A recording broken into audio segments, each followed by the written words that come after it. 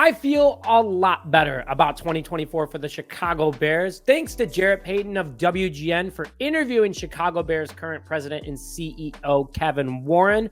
This past weekend in Las Vegas, Payton had the opportunity to interview Warren about some of the big questions that the Chicago Bears Nation is wondering about, ranging from stadium updates to Justin Fields to overall the upcoming offseason and what is next for this franchise. Try not to look too into it. Warren definitely is holding a few things closer to the chest, but the answers that he did give, kind of couple hints, kind of couple clear answers. Overall, a great thing for this franchise. Hello, everyone, and welcome back to this episode of Just Another Year Chicago. My name is Nick Rohde, and as always, thank you for tuning in. Before we begin today's show, if you're excited about 2024 for the Chicago Bears, ranging from stadium updates to what's going to happen this offseason and the team as a whole, make sure to hit that like button to show your support, and also it helps out the channel more than you know, so thank you for tuning in, and put your thoughts in the comment section below. And if you haven't been to the channel yet and are new to the channel and want to stay up to date with Chicago Bears news, please make sure to hit that subscribe button with notifications to stay up to date on all Chicago Bears news. So let's go into the topics of discussion, what happened between Jarrett Payton and Kevin Warren,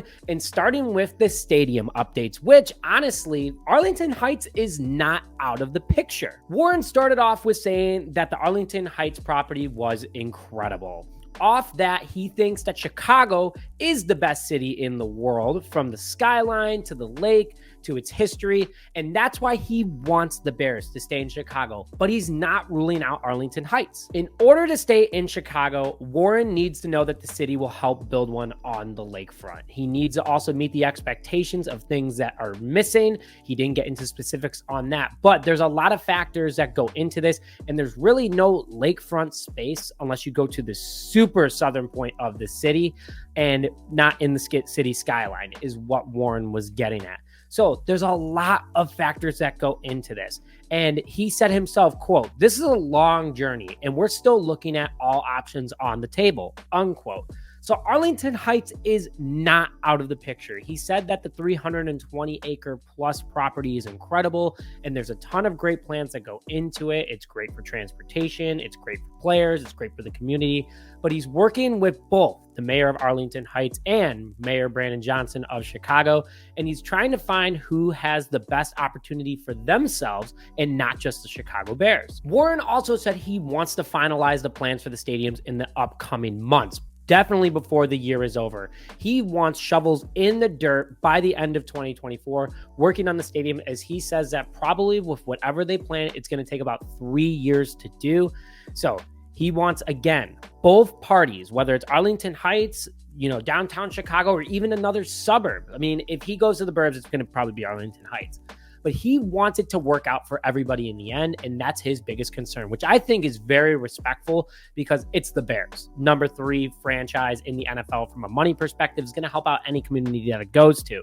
But he wants to make sure that they're also benefiting and they're not taking too much advantage of what they have to offer. Not only that, but they did ask the topic about why is it going to be a dome? Is it going to be a retractable roof? And, Warren out of the gate said, unless the money makes sense, it will be a dome full time. So no retractable roof, which honestly for me, that kind of stinks. Like, I do, when it's a beautiful day in Chicago, you want that open. You want the fresh air. You want to hear the lake. You want that just energy that comes through things. You don't get that in a dome.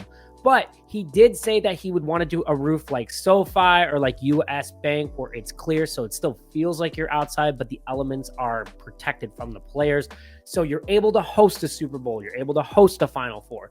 And that's the other thing he's thinking about. He's not just thinking about the Bears in this situation. He's thinking about all the other opportunities that brings to the Chicagoland area. So in all, it's going to be a dome, which is totally fine. And the other reason why he wants it to be a dome is it's much less it's more cost effective to do a dome. So he wants parking to be better. He wants concessions to be better. He wants fan activities within the stadium to be better, bathrooms to be better. We all know that's a nightmare at Soldier Field. And overall, just seating, anything. He wants it to be top notch, what Bears Nation deserves. So overall, from the stadium conversation, Arlington Heights is not out of the picture at the moment. Same with Chicago. Chicago is not 100% confirmed. Warren is still weighing in on his options, and he's working endlessly. Timeline is he wants it to be closed out by the end of this year, where the Bears are going to be, and start breaking ground ASAP. And also, he wants this to be the greatest stadium in the entire country, maybe even the entire world, which is a pretty big accomplishment to have. But the Bears have the opportunity to say it. And he said the Bears are in a very unique situation. They can literally go to the next level with the entire fan experience. And it's a very, interesting situation because they have so many things going for them right now. The number one pick, salary cap, future quarterback potentially, Justin Fields if they stick with him, which we'll get to in a second. Overall, great things for the city. And now the stadium on top of it, this franchise could be going to the moon with how much if they do this thing right. Speaking of that, he did hit on Justin Fields for a bit. And he said, Fields does meet his expectations. Yes. He said, quote, Fields is smart, works hard, and he wants to be a great NFL player, and that he would love to see Fields 100% healthy entering next season. And then on top of it, his quote, rare size combination of size, speed, and intelligence. And every year he has gotten better, and he is happy he is a part of the Chicago Bears. Warren does not make the decisions. That's all Ryan Poles about roster players. Does he have a little bit of leverage? Does he have a little bit in Ryan Poles' ear? Absolutely.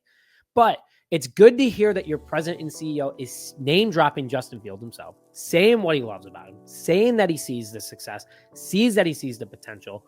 Overall, good to hear from what's happening. But he did say he has full trust in Ryan Poles in any decision that he makes. Let's go into that. So Payton asked Warren about his involvement in the draft and then working with Ryan Poles. He said, quote, we're in this together, spending every day going through the draft, free agency, etc. Ryan Poles is playing out the draft in his head right now. He's saying that he does work closely with him, but he does have more trust in him and gives him his proper space. Warren is confirmed to be going to the combine with Poles in team, so hopefully they'll be able to collaborate and see what they do and do not like. But here's what's great in his overall trust in Poles. Quote, for how he has built this team in the last 2 drafts alone, I trust him. Not only that, but the trade and extension of Montez Sweat and more significance makes me excited. Warren then hit on how important it is to build through the draft and actually brought up the 1985 Chicago Bears and how great that team was in the 80s for years to come because they took guys as draftees versus free agent. Obviously, free agents did come in, but they were really focused on building through the draft. And then he did compliment Poles on how well he is doing, which I couldn't agree more. These last 2 drafts have been fantastic. Great players through every single round. And even though Poles only has 6 picks at the moment, I believe he's going to make the right choice no matter what they do with that number 1 and number 9. Also, he did tell that Ryan Poles and Kevin Warren's offices are right next to each other. So it's great that they have that type of collaboration. And also he says that he's gotten to know Poles on a very, very personal level, which I think is great between the GM and the president. They are working together. The president is doing more of the business things, but in order to have a good business, you got to have a good product, right?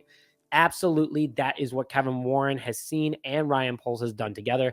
I think they're both doing a great job. And he gave that really good hats off experience that he's helped grow the relationship outside of the office as well. But he says Poles takes criticism and feedback very well from Warren. And that's something that Warren sometimes hasn't gotten over the last couple of years. But the last time he had that with the GM was when he was with the LA Rams, which they won a Super Bowl. And finally, Warren talked about Matt Eberflus, which I think was fantastic to do. Payton goes and says, what are your thoughts on Ebeflus? He said, when the fans started losing faith, I saw he has proven we were on the right track. He has built something special here in Chicago. No matter where the team was standing, he stuck with them and this team stuck with him. That is what I'm really excited about from Kevin Warren. He's giving that message that he trusts the head coach. Because Warren would be like, nope, get rid of him. Get rid of him. We need something new. We need something bad. He said it best. To build something special, you need time. And Eberflus has only been here for 24 months. Same with Poles. That kind of hit me. I was like, wow, yeah, it's only been 2 seasons. He has had junk to work with. He went 5-3 in the last 8 games of the season, beat the Lions, beat the Vikings, beat the Falcons, beat some pretty tough teams, almost beat the Browns, little referees in there, almost beat the Lions again at home. I mean, the Bears could have been a double-digit team with some of these weird losses that they had. And Warren even called that out himself. And he said, quote, I am so pleased with the coaches we have hired this year. It's going to be a huge improvement next year, unquote. And then the fans too. He brought up look how we started versus how we ended. We have continued to have momentum over and over again. That is something that fans need to kind of step back with and be like, this team is getting better. I mean, I put out a tweet This was recorded on February 14th. I put out a tweet earlier that day talking about some of the good things that the Bears improved on. And Warren called that out himself too.